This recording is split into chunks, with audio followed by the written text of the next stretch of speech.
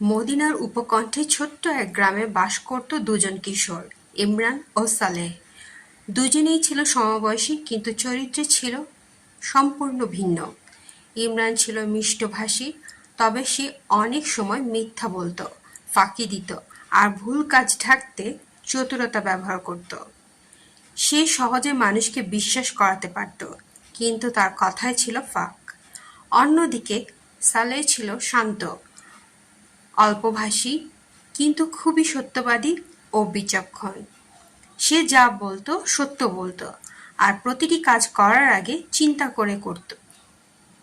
একদিন গ্রামের বাজারে এক দরিদ্র বৃদ্ধ লোক তার সামান্য টাকা হারিয়ে কান্নাকাটি করছিলেন। লোকটি বলছিল, এই টাকাগুলো আমার ঔষধ কেনার জন্য ছিল, এখন আমি কি করব?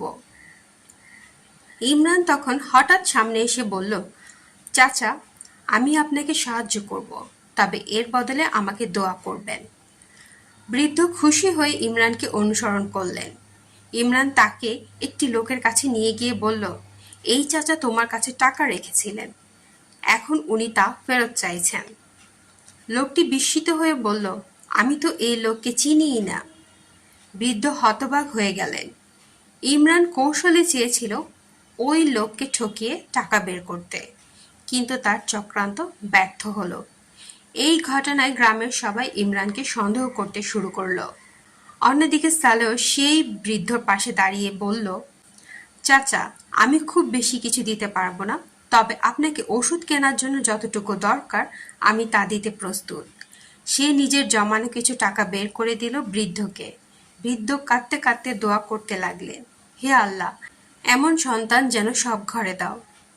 সেই ঘটনার পর গ্রামবাসী ইমরানের সঙ্গে দূরত্ব বজায় রাখতে শুরু করল, আর সালেহ হয়ে উঠল গ্রামের সবার প্রিয়। হযরত আলী রাদিয়াল্লাহু আনহু এর বাণী যেমন সত্য, সত্যবাদী ও বুদ্ধিমান ব্যক্তি ছাড়া অন্য কারো সঙ্গ কামনা করো না। এই গল্প তারই প্রতিফলন। সঙ্গী বাছাই জীবনের অন্যতম গুরুত্বপূর্ণ সিদ্ধান্ত। যদি আমরা সত্যবাদী ও বুদ্ধিমান মানুষের সঙ্গ নেই, তবে তাদের চরিত্র ও চিন্তাধারার আলো আমাদের জীবনকেও আলোকিত করবে।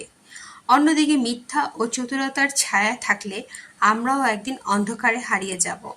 সুতরাং জীবনকে সঠিক পথে রাখতে চাইলে সঙ্গী হোক সে যে সত্যভাষী, যার বুদ্ধি আল্লাহর পথে পরিচালিত।